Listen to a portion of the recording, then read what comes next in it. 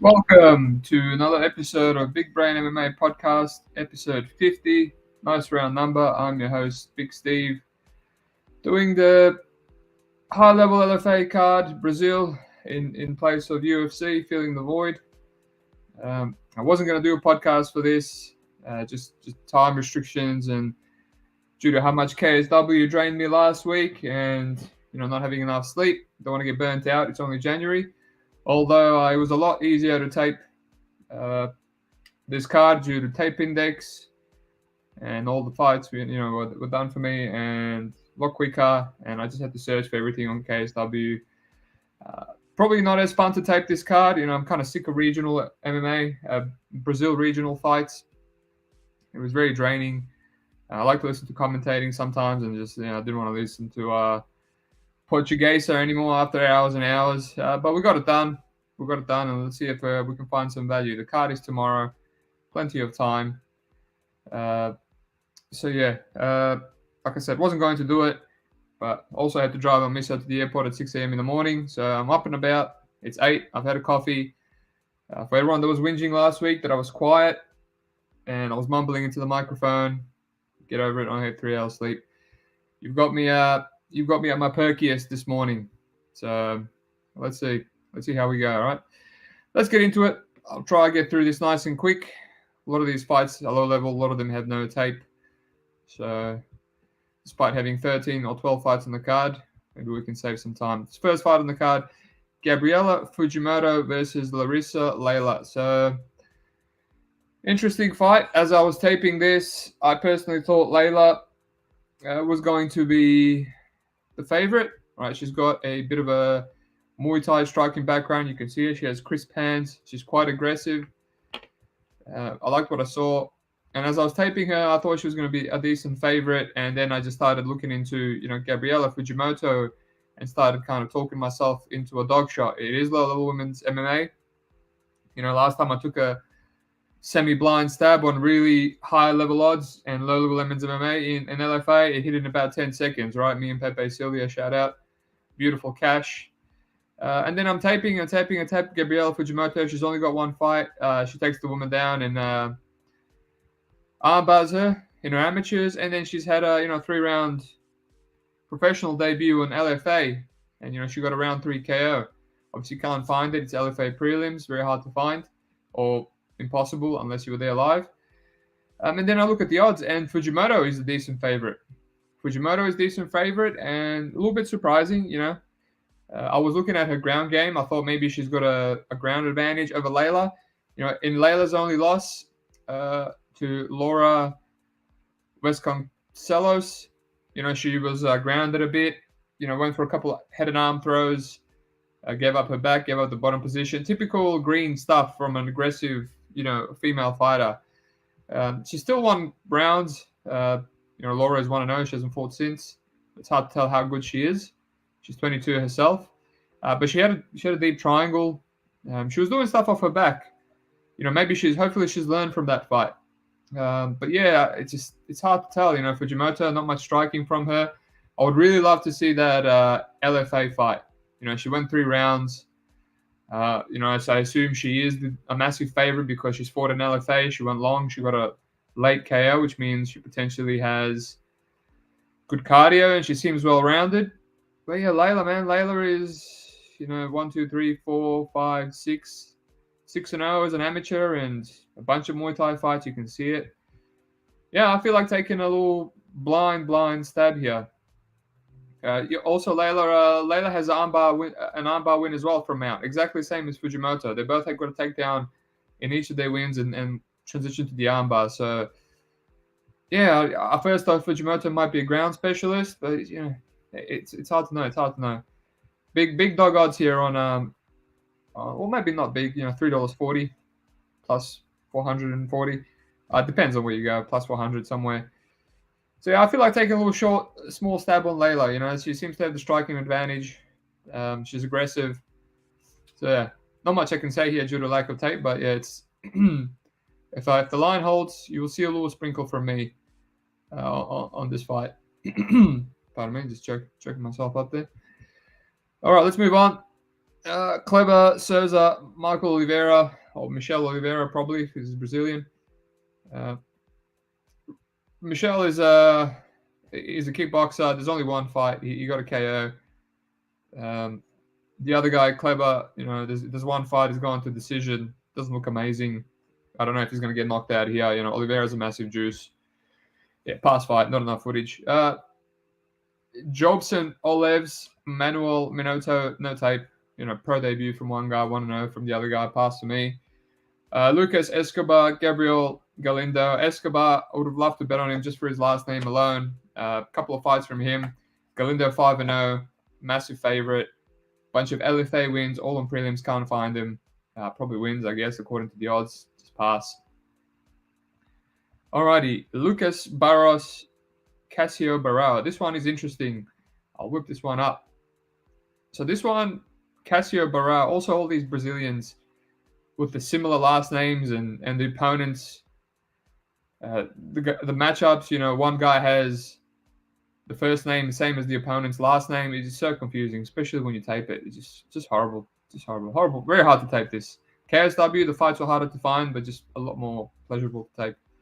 So Lucas Barros, the guy with the beard here on the left, 7-2 record, massive underdog. Right, what he does is essentially wants to grapple. He gets wobbled and hurt a bit. He's had a doctor stoppage against a 15-5 guy. Lost the decision to Junior Lewis, 5-3 dude. And then his best win is a 9-4 guy, John David, in juggle fights halfway through 2022. And he essentially just, kind of plods out there. Doesn't do much striking. Looks to just grab onto you, push against the cage, and take you down. He's got a few rear naked chokes over bums. Other than that, yeah, he just that's what he does. He just holds you against the cage. It doesn't seem to have the best wrestling. He does get takedowns, but yeah, that seems to be his game. Plod forward. Strike to close the distance and look for takedowns. His opponent, Casio Barao, a bit similar. Also wants to take down. He's a very good back taker from what I've seen, and he has rear naked chokes, a bunch of rear naked chokes. Seems to be a lot more explosive. In one of his fights, I can't remember which one that is. The second fight that I taped, he got extended and he was quite gassed, and he was on the bottom getting the crap kicked out of him, and just getting dominated, mounted from the back, and that video just kept looping over and over again, and I was like, what's going on here? Am I freaking out? Did I wake up too early? Did I have too much coffee? It just kept going around in circles. He would get up and then he would strike a bit, and then we end up on the ground again and get mounted. And I think he won the decision because he's 7-0. There's no loss on his record. And I just can't find what fight that was. Let me just check. I want to check this fight. Just so I can give you guys the right info. It's bothering me now. Clearly he won that fight according to Topology. But yeah, it was just sloppy, and he was pulling guillotine and he couldn't finish it. So that was a massive red flag for me. I thought he was going to be the massive underdog based on that. Let me just quickly check. And then in his last fight again, he got another takedown and easy rear naked choke against a 3-5 guy. So he's 7-0, and he's a massive favorite, like a giant favorite. What do we got here? Again, I don't have odds until day off, so I'm just looking what the odds are currently. $1.18 favorite. All right, so he usually gets a takedown and he gets the rear naked choke. And he's just fought a lot worse guys. He's 7-0, and Barros has lost 2 fights, but at least he's fought the much higher level of opposition. And he's beaten the best guy, the 9-4 guy, Jungle Fights. Jungle Fights is the best promotion in Brazil, unless something's changed. This other guy, the massive favorite, Barao, is fighting, BFT MMA. It's horrible. Champions of MMA, Firefight. Yeah, and they've got similar records other than that. So I'm really close to hitting the dog. Fight Club, here we go. It says his opponent retired. It was really weird. It was indeed. It was. I thought that was it. Let me just check. By the way, I'm glad someone's listening so you can help me out with these questions. Lucas Barros. Barao. Yeah, it was the Claudescu Brito fight. Yeah, he did say he retired. He retired, yet he was kicking the crap out of him. He was on top of him, mounting him, pounding him out. It looked like he was going to finish him. He's 5-2, that guy now. Just weird. red flags, and he's the more explosive guy. He's got a round one knockout. It makes you think like he could potentially, blitz Barao because Barao is kind of plotting. He does get hurt a lot. Yeah, he does have the athleticism advantage, but just these odds are massive. Is he gonna submit? Is he gonna submit Barros, who every time he's lost, it was a doctor stoppage, and the other time was a decision. He also seems to be a jiu-jitsu guy. I don't know, but can someone tell me why this line is so crazy? Right, hit your boy up. Hit your boy up. Let me know what's going on here. I don't understand, but yeah, I'm probably gonna maybe hit Barao. Really small. Barros, pardon me, not Barao. Just because, the way he wins, even the last fight that he won was a split decision, just gets takedowns, it doesn't do much. Then the guy stands up, and like I said, not the best wrestling. It's a lot of cage push, and he might get robbed here by the more athletic guy. Barao, when he did get up, he started throwing. But yeah, the massive dogger pass for me. I talked a little bit too much about this one because it just seems like I could have a potential play here. Rob Lawrence, thanks for listening, mate. Listening but taking notes. Of course, mate, you have to take notes. When you're taping, at least, I don't think taking notes from me is going to get you anywhere, but appreciate it anyway. So yeah, massive dogger pass there. If anyone has any thoughts on that fight, hit me up. All right, next fight, Mateus Roca versus Jefferson Nassimento. Another one where, Roca, not much tape. I watched two of his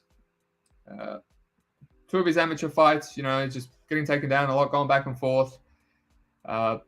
He gets a nice check hook knockout. Pardon me.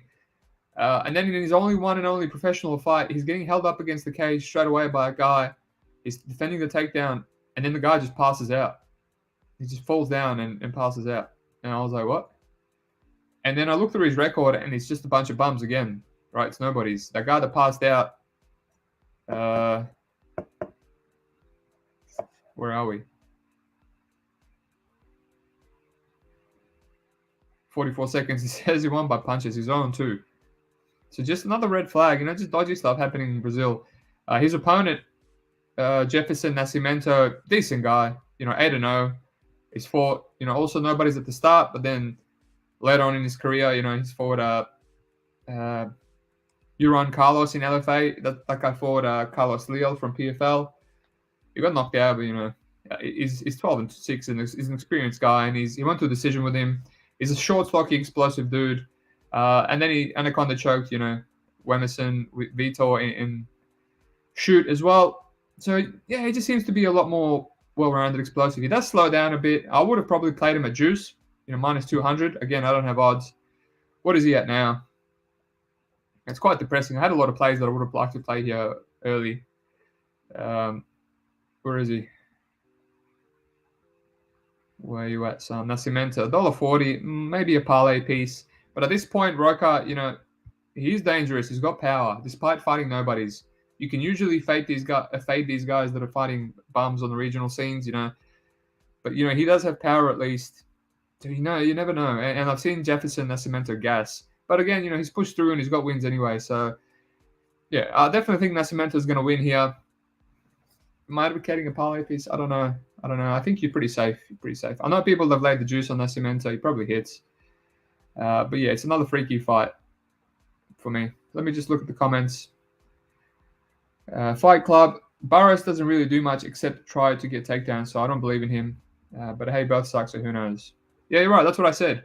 It's just he just constantly pushes against the cage, but it's just the line is so wide, and he beat a 9-4 guy in his last fight just by going for takedowns. So it's and the other guy, Barao, he's had people's backs and he's fallen off. And then what if he ends up on bottom? It's where Barros wants to be. Herb Dean is the gold standards. Hawaii, mate. Always in the chat. I pretty blindly sprinkled Mara, Layla, and Machado. $10 each. Always looking ahead, mate. Very nice. Mara is off, by the way.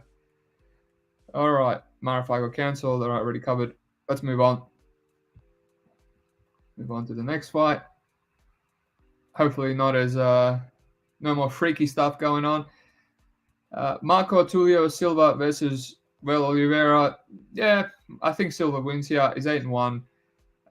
Will Oliveira, Mutanche, tall, lanky guy. He's fought a who's who. He's fought the Ferreira, the guy that just upset Robocop. Shout out, getting me out of a hole last week.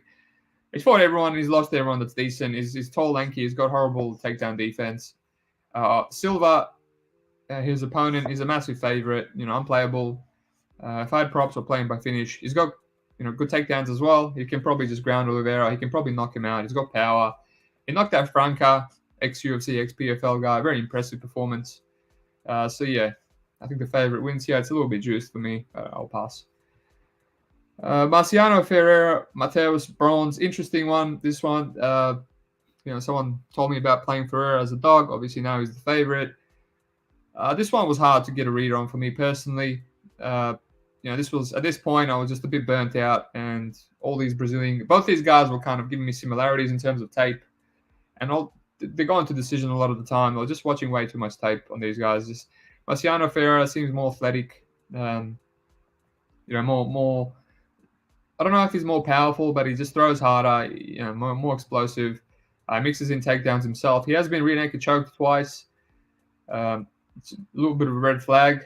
I think his opponent, Bronze, however you pronounce it, he has quite decent jiu-jitsu. He loves the gilly. He loves the Darce chokes. He's, he does go for takedowns, very active off his back. So if Ferreira does take him down, I've got questions. Can he survive? The guys that have submitted him are quite good. Lincoln Santos in LFA, he was 4-1 at the time, but he's got an even better record. I think 6-1. So he's 4 good guys. He's beaten a lot of them. He's just beaten Adriano Ramos in his last. It's just a hard fight. I think Ferreira can potentially, put it on him on the stand-up. Bronze, from what I've seen on his tape, he's a bit lanky. He does have moments where he kind of just looks vulnerable to strikes and pressure, the way he covers up. Just due to his physique, he does seem a little bit vulnerable, a little bit flaky. But he does have, underrated power. In his against Ronnie Henrique, he dropped the guy and then guillotined him. He dropped Santos in his LFA debut, who's 8-0. He was 8-0 at the time. I'm just curious what he's at now. Let me just have a look. 9-2. So yeah, he's it's hard. It's hard for me to get a read on. Now Ferreira is the favorite.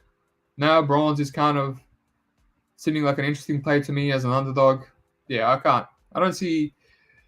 It's still too close. I can't get a read. If anyone has anything decent for me on this fight, let me know, because it just seems like a competitive Brazilian fight with 2 guys that might be at a similar level, and I just know where I can put my money on.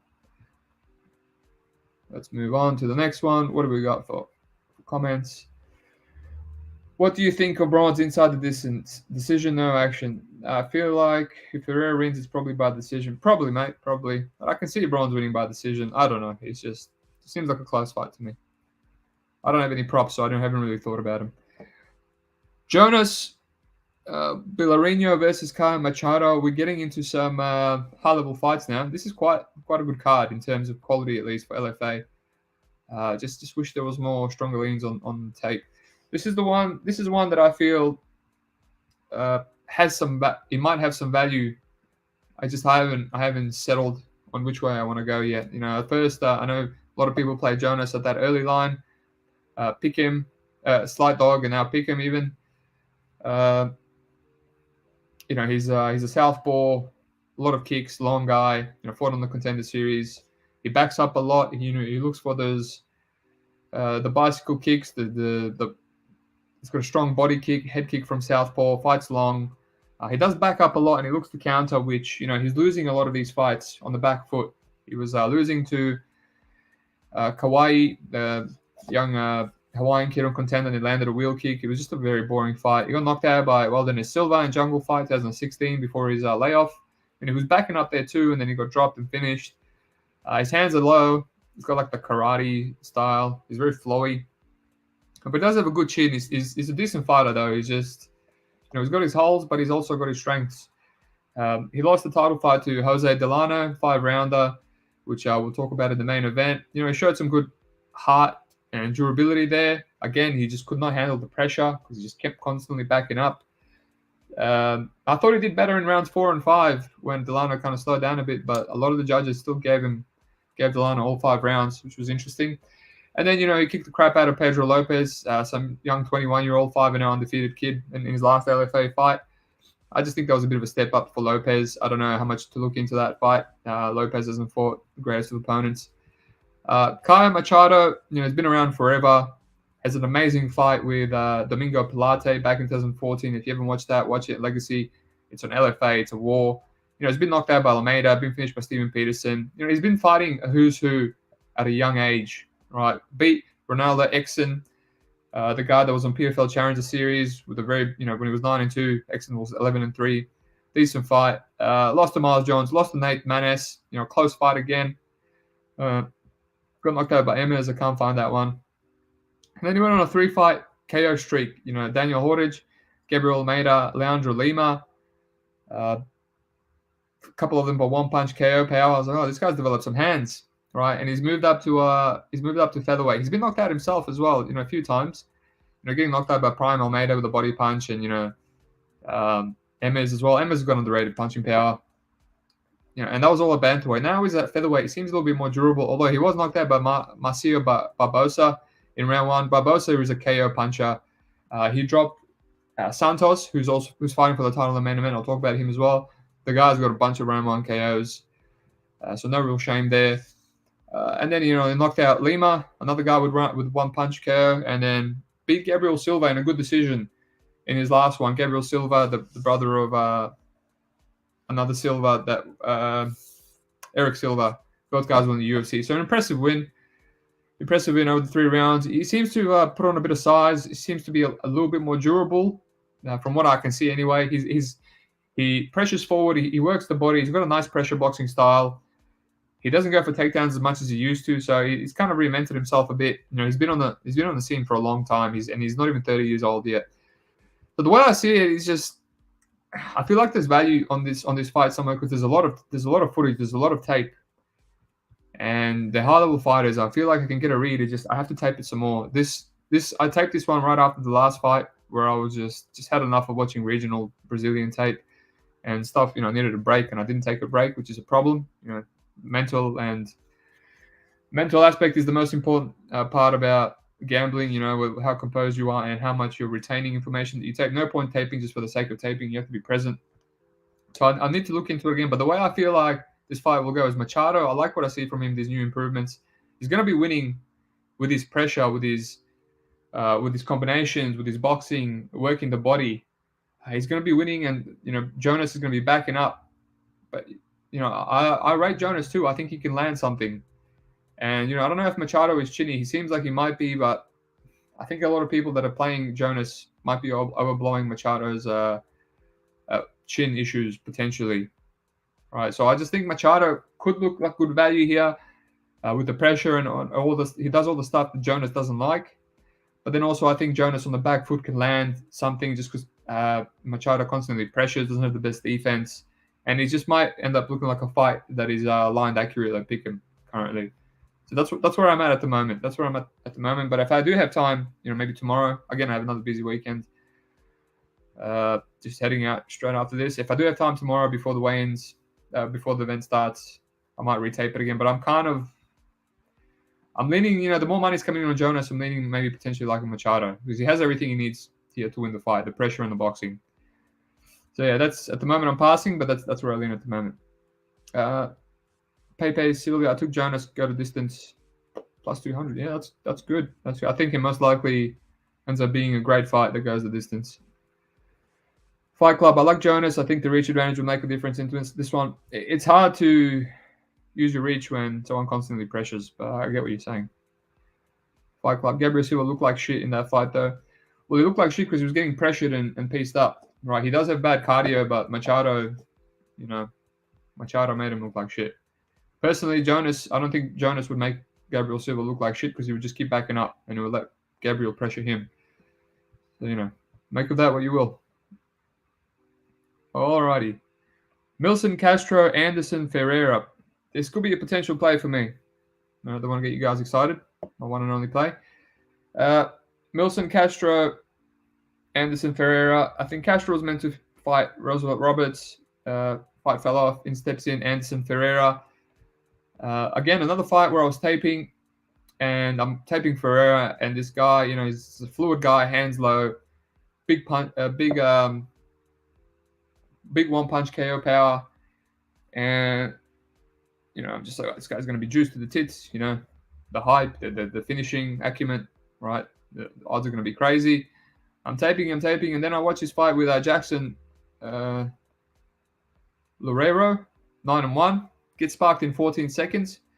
Potential chin issues here, And then I start flipping around, and I go, all right, in my mind again, straight away, I always start looking at options even before I finish tape.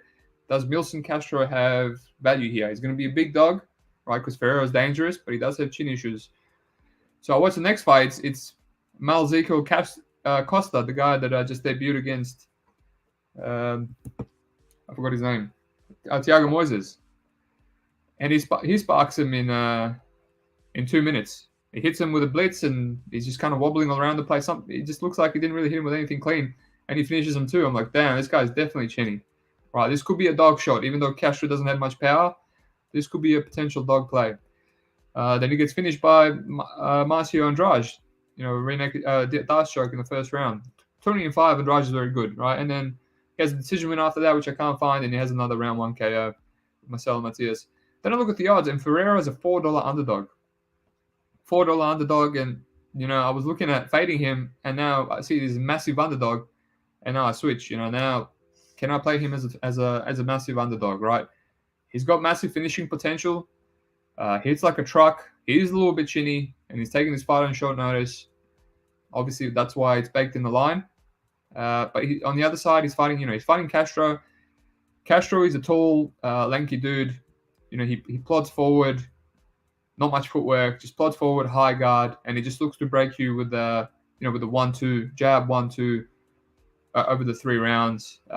He's got bad takedown defense, can be taken down. He's hittable, but he rolls with punches, and he looks to pull counter in the pocket. He's got a decent record, 14-3. Right, all his losses were 2015 and 16. So a long time when he was a young kid. John Teixeira, 19-1, beat him when he was a 1-1 kid. Bit rough. One of those fights was a round 1 KO, so it's possible. It can be KO'd. I've seen him dropped by a Russian dude. He has been fighting on the regional Russian scene. RCC, not the best scene. Just a heads up. I see some people saying he's good. He's fought good Russians on the good Russian scene. RCC is not the best Russian scene. That guy that I was just taping for KSW, whatever his name is, the Georgian, the gorilla, silverback gorilla, they just got armbarred in the first round. He was fighting on that scene, and there's a lot of average Russians on that scene. So yeah, in that Russian fight, he got dropped, right? And he just ate a lot of overhand rights, and he could have been losing, but he got a heel hook in round 3. So now I'm thinking, do I fade this? Do I play this Ferreira who's on short notice, but he hits like a truck. He's got good power. Castro is hittable. He has been knocked out before. Sometimes when you look at his record and you're like, he's only been knocked out once. He's got a good chin. But if he has been knocked out once, he can be knocked out again. That's what I found from my experience. Yeah. And it says the Castro's 5'7", but that's not true. Sometimes you have to double check, fact check topology. The guy looks huge. He's actually 5'10". If you go on ShareDog, just double cross-reference it. Because, if you saw the weigh-ins, you'd be shocked. So Ferreira's 6 foot. Castro is 5'10". Yeah, it's a dog or pass for me. Hopefully the line holds. I mean, Castro does seem like a guy that can go longer over the 3 rounds. Seems more proven. It doesn't seem, KO or bust. But yeah, this is the one that I'm looking into. And I'll probably play Ferreira. It seems like it could be massive value at $4. Could be wrong. It's going to be probably a quarter unit at best. Maybe even a $100 sprinkle. I've been sprinkling $100 on a lot of these LFA dogs. They've all lost so far, so it's good. I'm not throwing away too much money. But yeah, Ferreira will pass for me. Alrighty, Julia Polastri, Brenda Gotig. The only fight I taped on this event where I thought, this is a play for me. I watched Brenda's tape, and I thought, Julia Polastri is going to be a minus, 400 favorite. Brenda's fought nobody on the Argentinian regional scene. She's 31 already. She's just running through these absolute bums. She's got some athletical advantages. She's tall, she's big compared to all of them. And then I look at the odds, and Polastri is $1.60. Polastri's fought on the Contender Series. She's knocked out Del Bode. She's submitted a Del Bode, whatever her name is, on the feet. She's choked out a black belt with a rear naked choke in one of her fights. This girl's good, man. This girl's good. She had a close fight with Jasmine Justinius. I didn't even watch that fight. I just watched 2 fights, and I just thought, she's going to beat this this Argentinian girl. It seems like a setup, especially in a 5-round title fight. And then, I couldn't believe it. I couldn't believe it was $1.60, and I got excited. I was like, this would be a play for me. This would be a massive play. I'm surprised the odds were open for 3 days, and, the sharps haven't steamed them. Usually they wait around for the odds to open up. So I had my hopes up, and then I woke up the next day and she was $1.40. And now she's $1.30. At this point, it's a dog or pass. At this point, I am going to watch Julia Polastri's Jasdivicius fight now, and I'm going to rewatch Brenda Godig's fights, and I'm going to see if I can find an avenue on the dog, because $1.30, it's unfortunate, but it's unplayable. But I think most likely Polastri, this is just a massive levels fight. She might give up a couple of takedowns, but she came on strong against Jasdivicius in round 3 and took that round. She just couldn't stop a takedown. And Jasdivicius has horrible takedowns. She just muscles girls down. So maybe Brenda can muscle her down, right? Maybe Brenda can muscle her down. So yeah, dog or pass. If anyone got that early Julia line, which I know a lot of people did, that's a decent play in my opinion. But yeah, I've seen at least one person on Brenda. So who knows? Maybe when the odds open up for me tomorrow, money will come in on her. Because it's like Fuller a few weeks ago. He was a massive favorite, and then he ended up being Pick'em when it opened up for me. So you never know. Lines constantly move. They even move on the day of when peasants like me get them. So main event: Jose Delano, Gabriel Santos. This is a really, really high quality fight. I think both these guys could make their way into the UFC at some point. I think Delano is ready personally. He's 12-2, 26 years of age. He fights a lot more mature than that. His 2 losses, I can't even find them. I assume they were early, first and third fight of his career, 2015, 14. It means nothing when you're that young. Just a good boxer, a pressure boxer. He's very technical. He's got good footwork. Circles in, circles out. Stays composed. Works the body. He switches stances occasionally, but doesn't really throw. He just switches for temporarily, maybe to throw off his opponent. I'm not too sure. He loves the guillotine. He can go for takedowns. I assume he's a black belt or something close, because he seems comfortable on the ground too. Constantly going for guillotines, and he's taking people down himself. He's got good takedown defense, good get-ups, good cardio. He's gone 5 rounds, against Jonas Ballerino, who we just spoke about. He just 50-45 them. 50-45 Michael Stack, a 7-1, really physical wrestler. Couldn't really get anything off on him. And he just knocked out Jair Jairzinho 11-1 in his last one. Just timed a beautiful knee as he was coming in and put him out cold. Just a very well-rounded fighter, good everywhere, and just good fight IQ, which is what you love to see. That's how you know someone's ready for the UFC. The only fault I have with him, he keeps missing weight. Missed weight for the Jonas fight and for the Stack fight, and then he made it in his last fight, thankfully. And I don't think he's that big, so he just needs to get his shit in order. Otherwise, the UFC is they're not gonna sign someone that keeps missing weight. Gabriel Santos, on the other hand, same age, 26. This kid's good. I like this kid as well. He's good everywhere as well.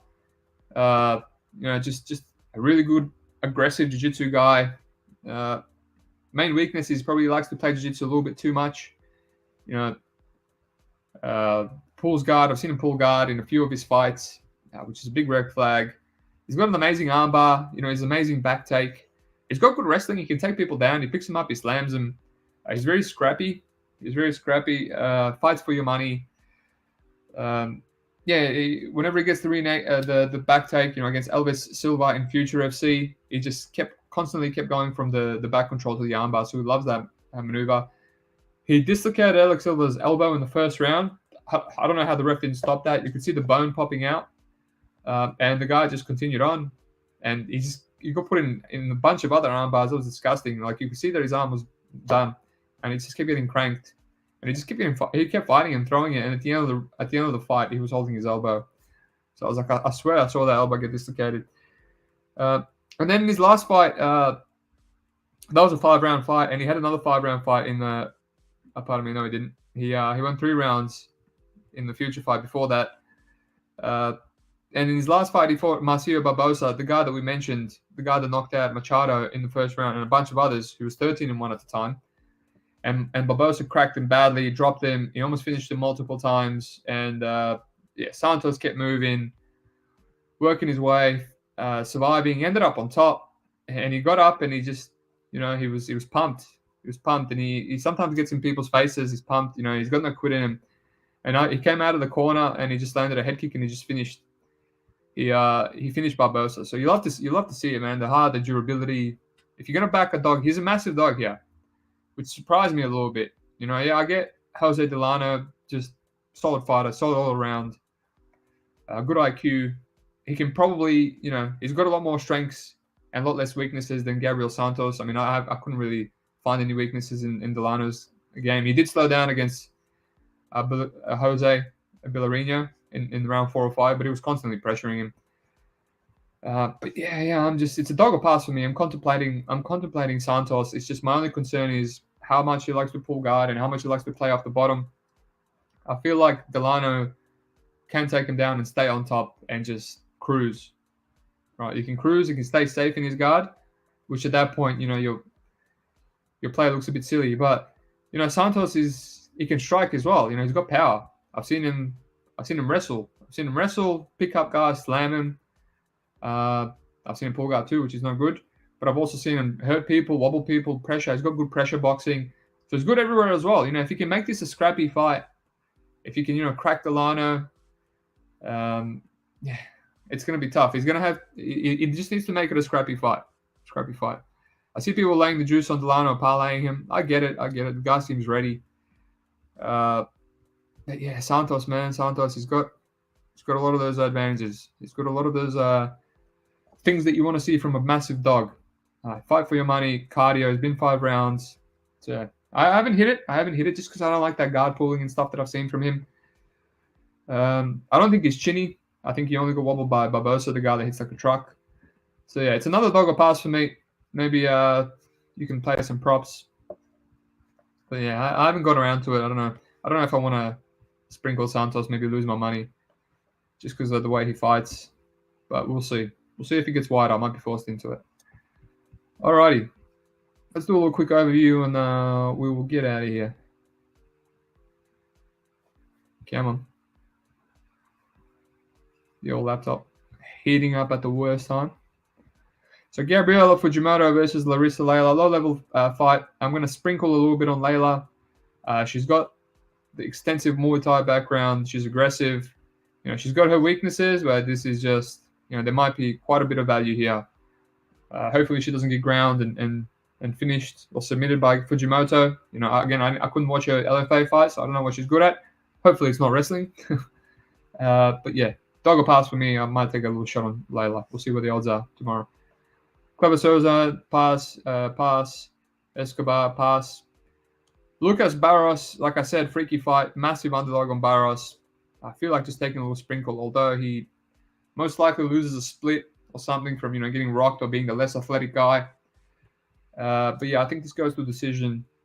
I'm just freaked out by the line. If anyone can tell me why it's so wide. But yeah, that's potentially another play for me. But Roca, Jefferson, Nassimento. I think Nassimento beats him. I think he's more proven for the high level of competition. It's just the line's getting a little bit out of control. Marco Tulio Silva versus Rivera. Silva beats him. Just too juiced. Ferreira bronze. Can't get a read. The line is flipped now. Not too sure. Dog or pass, I guess.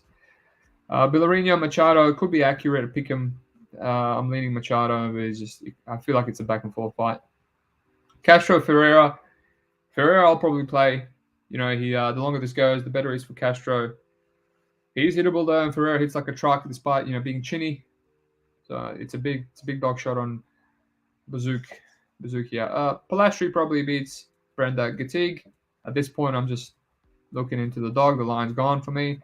And Jose Delano, Gabriella Santos, great fight. It's a dog or pass for me. Not sure if I'll hit Santos. I might look into it. I like what I see from Santos, despite having a lot of flaws. Maybe you can keep it competitive. But yeah, that's it for me. I did actually get last minute PFL odds. So let me just tell you, I've played some stuff. Challenger Series on Bet365. Bet365, the GOAT book. Nothing better. It's going to be sad when they limit me for the 7th time. So I played Zach Gisola, like I mentioned on the podcast. He loves these short notice fights. He was preparing for a fight already. He's a decent guy, trains at Extreme Couture. Joseph Whitner, some issues with his defense, maybe his chin as well. I think Gisola is going to be the way better striker. Whitner's an ex-middleweight. He's going to have a massive size advantage. I think he can wrestle Gisola, probably gas him out, but he's just $4.50. I just took a little $100 sprinkle. Again, another $100. It's kind of like the LFA sprinkles I've been hitting. They're going to hit. One of these is going to hit, right? The Mongolian guy that I mentioned on the pod, he hit and knocked that guy out in 20 seconds, right? So there's value there. It's just sometimes they lose, sometimes they win. That's why you only risk 0.1 unit. And I've laid the juice on Tad Jean. Fuck it. What can I say? I laid the juice. I just think Eloquin is not dangerous enough to sub him. He's had back control of the best guy he's fought for 5 rounds in his last fight, and he couldn't reenact and choke him. He always goes for legs. He only has like 2 or 3 submissions over the worst guys. The other worst guys is fought in combate promotion. He can't finish him on the ground. Just crazy. I just think Gene, can potentially get a knockout and cover this $1.33 price. I think he should maybe be. I'm surprised he's not more of a dog like, for example, Joseph Whitner or even Kennedy St. Louis. I don't know why Kennedy St. Louis is such a dog. So yeah, I've got 1,500 on Gene. Ideally, I would have parlayed him with someone, reduced my stake, maybe 800 to win the same amount. I can't parlay him with anything on this card. Maybe on LFA I can. It's just I feel like he, at worst case, he can just drop Eloquin a couple times, reverse, stay on top. We've seen his last LFA fight. He's quite good at anti-grappling. He's physical. He's a lot more athletic. So I laid the juice on Gene, $1.33. Honestly, I think he should be more juiced. And this Kendall St. Louis fight, he's such a massive favorite. Why does anyone know why St. Louis is such a massive favorite on short notice? Let me just I know who he is. I've seen him drop Slava Borisov. He's fought a who's who on the regionals. He's been knocked out by Lily. He's been knocked out by Slava. He lost to this guy. He lost to Eric Eloquin. Why is he such a favorite? KO, guillotine, rear naked choke. Blake Smith. Daniel Matos. Nah, he's got KO power, and Nick Ali is very chinny. That's probably why. And he was getting ready for a boxing fight, first of the 14. Yeah, I don't know. It's a dog or pass, but I don't know if I can play. I don't know if I can play Ali. Just the chinniest of the chinniest guys. But yeah, that's it for me. So I've got 1,500 on Thad Gene. I've got a little $100 sprinkle on Zach Gisola. I don't want to lose too much of my money if Gene wins. And yeah, not much on LFA at the moment. Like I said, those are my plays that I'm eyeing. Back to UFC and Bellator next week. It's a big February. I'm very excited about it. Even if I didn't have any plays today or tomorrow, I would have finished January on better than last year, which is good. But either way, hopefully Tajin comes through, gives me another $500. And yeah, on to February. A lot of cards, surplus of money. Like and subscribe if you haven't. Thanks for listening, and good luck on your bets.